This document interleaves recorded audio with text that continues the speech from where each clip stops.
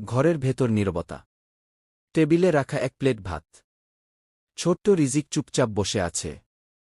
পাশে তার খালা বারবার বলছে, বাবা একটু ভাত খাও। কিন্তু রিজিক চামচটা হাতে নিয়েই হঠাৎ থেমে যায়। চারদিকে তাকিয়ে যেন কাউকে খুঁজতে থাকে। তারপর হঠাৎ করেই তার চোখে পানি চলে আসে। সে কাঁদতে কাঁদতে বলে ওঠে, আম্মু কোথায়? আম্মু আমাকে ভাত খাওয়াবে গি। এই কথাটা শুনেই ঘরের সবাই থমকে যায়। কেউ কোনো উত্তর দিতে পারে না। কারণ তারা জানে, যার জন্য রিজিক অপেক্ষা করছে সেই মানুষটা আর কখনো ফিরবে না। কয়েকদিন আগেই রিজিক তার মাকে হারিয়েছে। কিন্তু এত ছোট একটা শিশু এখনও বুঝে উঠতে পারেনি মৃত্যুর মানে কি। খালা আবারও তাকে ভাত খাওয়ানোর চেষ্টা করেন। কিন্তু রিজিক মাথা নেড়ে বলে, না, আমি আম্মুর হাতের ভাত খাব। তার কণ্ঠে এমন এক কান্না যা শুনে উপস্থিত সবাই চোখের পানি ধরে রাখতে পারেনি। রিজিক আবার দরজার দিকে তাকায়।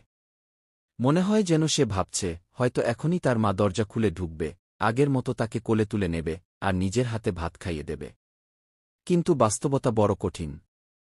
একসময় সে মায়ের ছবির দিকে তাকিয়ে ফিসফিস করে বলে, আম্মু তুমি আসো, আমি ভালো ছেলে হব। এই দৃশ্য যারা দেখেছে তারা কেউ শক্ত থাকতে পারেনি। ছোট্ট একটি শিশুর এমন কান্না যেন পুরো ঘরের বাতাসকেও ভারী করে তোলে। মায়ের ভালোবাসা পৃথিবীর সবচেয়ে নিরাপদ আশ্রয়। আর সেই আশ্রয় হারানোর ব্যথা একটি শিশুর জন্য কতটা কঠিন, রিজিকের কান্না যেন তারই প্রমাণ। আজ ভাতের প্লেটটা হয়তো সামনে আছে, কিন্তু যে মানুষটা ভালোবাসা দিয়ে খাইয়ে দিত সে আর নেই। রিজিক এখনও অপেক্ষা করে। হয়তো মনে মনে ভাবে একদিন তার আম্মু আবার ফিরে আসবে।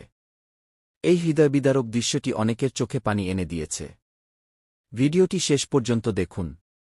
মায়ের জন্য রিজিকের এই কান্না হয়তো আপনাকেও স্পর্শ করবে। ভালো লাগলে লাইক, শেয়ার ও সাবস্ক্রাইব করতে ভুলবেন না।